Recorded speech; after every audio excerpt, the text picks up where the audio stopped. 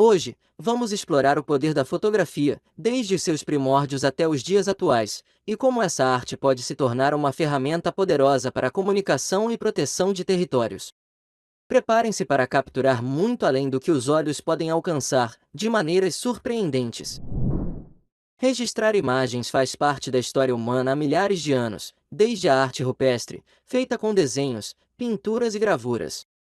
Atualmente, a arte rupestre mais antiga conhecida fica na caverna Leantedonde, na ilha de Celebes, na Indonésia, datando de mais de 45 mil anos. Ao longo da história humana, houve diferentes formas de registrar imagens. A história da fotografia tem início em 1826, quando Joseph Nicéphore Niepce tirou a primeira fotografia permanente da história. Desde então, as câmeras fotográficas evoluíram de caixas grandes que precisavam de horas para registrar uma única imagem para os pequenos dispositivos digitais de hoje, que cabem na palma da mão, possibilitando diversas formas de capturar imagens em poucos segundos. Atualmente, encontramos fotografias por toda parte, em documentos, propagandas, jornais, exposições de arte, nos meios de comunicação como o WhatsApp, em que temos foto de perfil, fotos de família, fotos de denúncia e registros da natureza. No entanto, a fotografia pode ser mais do que uma maneira de capturar imagens. Quando utilizada para registrar as mudanças na natureza causadas pelo homem, pode tornar-se uma poderosa ferramenta de denúncia e defesa contra os impactos devastadores da destruição ambiental. Para os povos indígenas e povos extrativistas, a fotografia pode ser um instrumento importante para o registro cultural, mas também uma poderosa ferramenta de resistência e resiliência. Ela possibilita que outras comunidades vejam o mundo através de seus olhos, honrando suas culturas ancestrais e suas lutas pela preservação de suas terras e tradições. Com a evolução da tecnologia moderna, os dispositivos fotográficos estão se tornando mais acessíveis, como os celulares com câmera, podendo facilitar o registro da beleza de suas terras, documentar práticas sustentáveis e amplificar suas vozes na luta pela justiça ambiental. Hoje, muitos jovens estão utilizando seus celulares para tirar fotos das condições das terras em que vivem, conseguindo registrar as interferências do homem na natureza, como rios poluídos, animais em perigo e desmatamento ilegal. Antes de começar a capturar imagens com seu smartphone, vamos entender alguns princípios da fotografia. Você já se perguntou por que algumas fotos ficam muito claras ou escuras, borradas ou com uma qualidade muito baixa? A luz é o fator principal para que uma fotografia exista. Para fazer uma fotografia, a câmera registra a imagem a partir da luz refletida pelos objetos. Conseguimos controlar a luz quando entendemos a exposição, que se refere à quantidade de luz que o sensor da câmera absorve para determinada foto.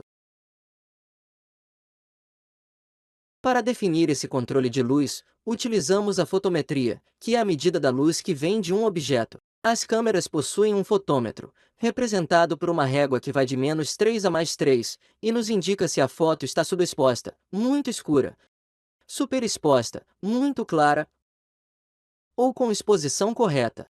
Utilizando o fotômetro, conseguimos definir uma boa exposição. Para isso, precisamos entender os três pilares da fotografia: abertura de diafragma, velocidade do obturador e ISO. Começamos com a abertura do diafragma, que controla a quantidade de luz que entra na câmera. O diafragma funciona exatamente como uma torneira. Quanto mais aberta a torneira, mais água passará, e quanto menos aberta estiver, menos água passará. Para o diafragma da lente, usamos o valor de f.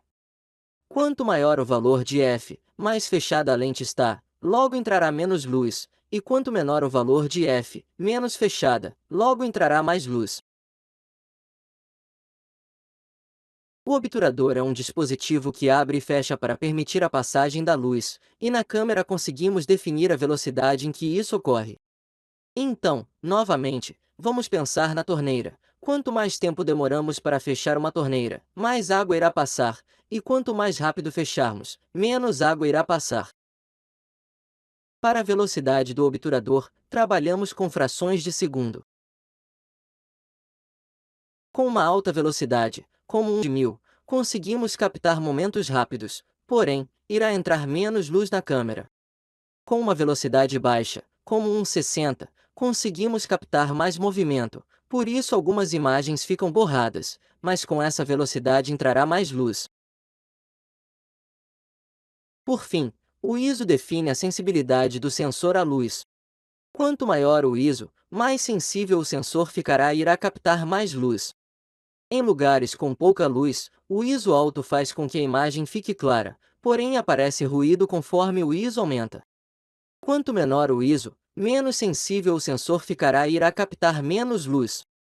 É mais comum usarmos o ISO baixo em dias claros ou lugares com muita luz disponível.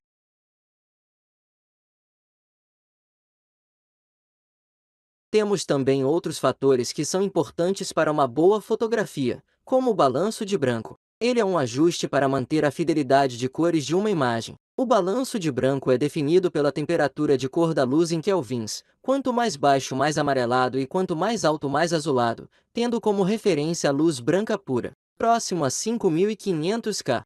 Quando informamos para a câmera qual a cor da luz predominante na imagem, ela usa filtros opostos para compensar essa cor, tentando deixar a luz mais neutra. Outro ponto importante na fotografia é a composição. Se posicionarmos um ou mais elementos na foto, podemos guiar o olhar do espectador, criando linhas guias a partir de elementos posicionados no enquadramento. Para isso, podemos usar algumas regras de proporções ou padrões. A regra dos terços divide a imagem em três partes, na horizontal e na vertical. Os pontos de encontro chamam a atenção. Mas lembre-se de manter a composição alinhada ao horizonte para não ter uma fotografia torta. Os ângulos também podem proporcionar um outro olhar para a fotografia. Por exemplo, ângulos baixos causam a impressão de grandiosidade no que está sendo fotografado, enquanto ângulos altos causam a impressão de inferioridade. Explorar diferentes ângulos nos permite registrar diversas perspectivas. Os smartphones atuais possuem diferentes tipos de lentes que nos permitem ter um enquadramento diferente. Com a lente em 0.5 temos um campo de visão maior, assim conseguimos enquadrar mais elementos na fotografia. A lente em uma vez fica mais próxima do que enxergamos. Quando utilizamos o zoom vemos os elementos da imagem mais perto, mas teremos um campo de visão menor. Utilizar essas possibilidades pode trazer diferentes proporções de um mesmo elemento. À medida que encerramos nossa jornada, lembramos que cada foto conta uma história, cada imagem é uma voz. Vamos continuar a usar a fotografia, incluindo tecnologias como telefones, para inspirar, informar e unir as pessoas em nossa missão comum de proteger e preservar nosso planeta para gerações futuras.